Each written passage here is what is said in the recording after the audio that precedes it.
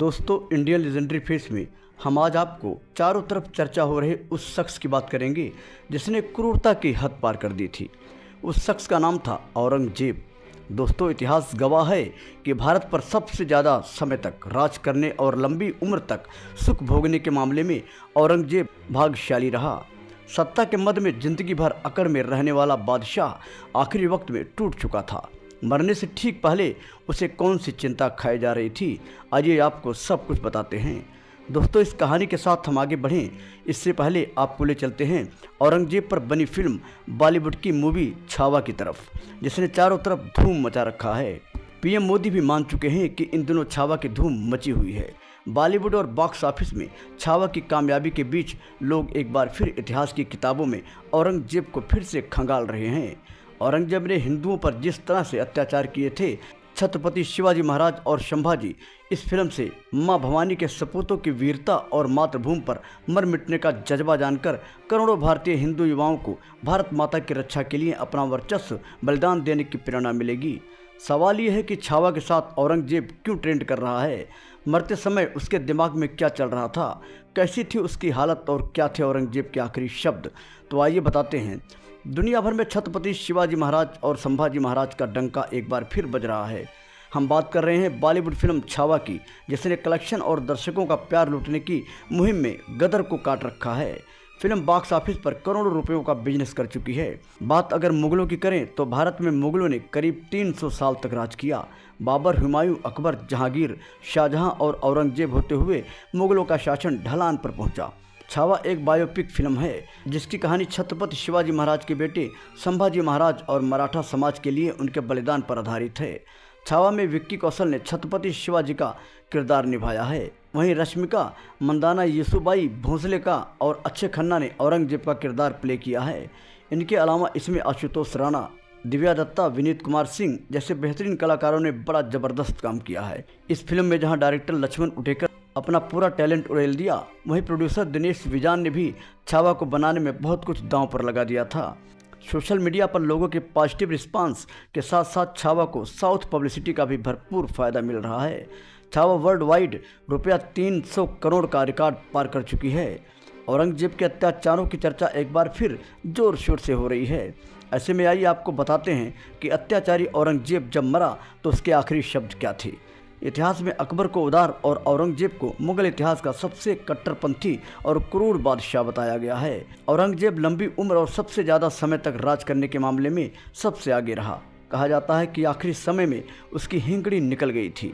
कैसा था औरंगजेब की ज़िंदगी का आखिरी दिन? उसके आखिरी शब्द क्या थे? आखिर रात में उसके दिमाग में क्या चल रहा था और उसे कौन सी चिंता खाई जा रही थी? आइए बताते हैं। औरंगजेब मुगल साम्राज्य का छठा बादशाह था जिसने 31 जुलाई 1658 से 3 मार्च 1707 तक अपनी मृत्यु तक राज किया। औरंगजेब को मुगल काल का अंतिम प्रभावी बादशाह माना जाता है। औरंगजेब खुद को आलमगीर यानी विश्व विजेता कहलाना पसंद करता था। औरंगजेब ने सत्ता हासिल करने के लिए पिता शाहजहां को कैद किया, भाई दारा शिकोह की हत्या कराई, हिंदुस्तान में उत्तर भारत के बाद दक्षिण का रुख किया और वहां जीते गए हिस्सों में शरिया और इस्लामी कानून को लागू किया। इसके साथ ही उसने अकबर द्वारा खत्म किया गया गैर मुस्लिमों पर लगने वाला जजिया कर वसूलना शुरू कर दिया। औरंगजेब दुनियावी चीज़ों से ज़्यादा दीनी मजहबी बातों को पसंद करता था। यही वजह थी कि उसके हरम में सबसे कम महिलाएं थीं। इतिहासकारों के मुताबिक अपने आखिरी समय में औरंगजेब खुद से बातें कर रहा था। उसने कहा, अल्लाह ने मुझे जितनी सांसें बख्शी है उसका एक कतरा भी मैं अदा नहीं कर पाया, क्या मुँह दिखाऊँगा उन्हें। ये कहते हुए उसने बोलना बंद कर दिया था, लेकिन होंठ कुछ बड़बड़ा रहे थे। उसके बेटे आजम शाह ने जब गौर से पिता का चेहरा देखा तो हैरान रह गया। आजम ने झुककर अपने पिता की बात सुनने की कोशिश की, लेकिन नाकाम रहा। उसने मुगल सल्तनत के सबसे ताकतवर और बूढ़े हाथों को अपने हथेलियों में जकड़ना चाहा, लेकिन औरंगजेब का शरीर ठंडा होने की वजह से वो ऐसा नहीं कर पाया।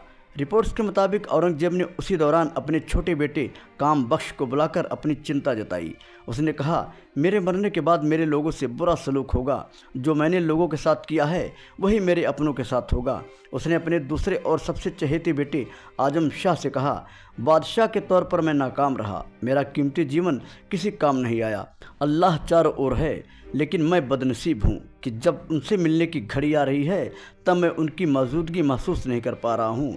मैं पापी हूँ, शायद मेरे गुनाह ऐसे नहीं जिसे माफ़ किया जा सके। मौत करीब आ रही थी, वो परेशान था। बादशाह ज़िंदगी के आखिरी दिन बेबस था, वो दुआओं में सुकून ढूंढ रहा था। अपनी मौत के दिन भी उसने प्रार्थना की। वो बेटे आजम शाह को बुलाकर उससे बातें करते करते सो गया। कुछ समय बाद उसकी नींद टूटी, लेकिन आंखें सही से खुल नहीं पा रही थीं। मरणासन बादशाह औरंगजेब के आसपास लोगों की भीड़ थी। उसका आखिरी वक्त आ गया था। एक आखिरी प्रार्थना हुई, उसकी आंखें बंद हो गई और प्राण निकल गए। औरंगजेब ने गद्दी हासिल करने के लिए अपनों का खून बहाया। 50 साल तक राज करने के दौरान ताउम्र लड़ता रहा। उसके गुनाह आखिरी वक्त में परछाई बनकर उसके सामने आ गए थे। बीजापुर फतह करने की सनक ने उसे 88 साल की उम्र में ऐसी जगह पहुंचा दिया था जहां से उसने दिल्ली के लाल किले को दोबारा वापस देखने की उम्मीद छोड़ दी थी। यही वजह थी कि उसकी आखिरी इच्छा के मुताबिक जहां मैं मरूं वहीं कहीं मुझे दफन कर देना। उसे आज के महाराष्ट्र के औरंगाबाद में सुपुर्द खाक कर दिया गया। तो दोस्तों, आज की वीडियो में बस इतना। फिर मिलेंगे नई वीडियो में नई कहानी के साथ। अगर आप भी चाहते हैं हमारी हर खबर आप तक पहुंचे तो चैनल को सब्सक्राइब करके बेल आइकन दबा लें ताकि आने वाला हर अपडेट आपको मिलता रहे।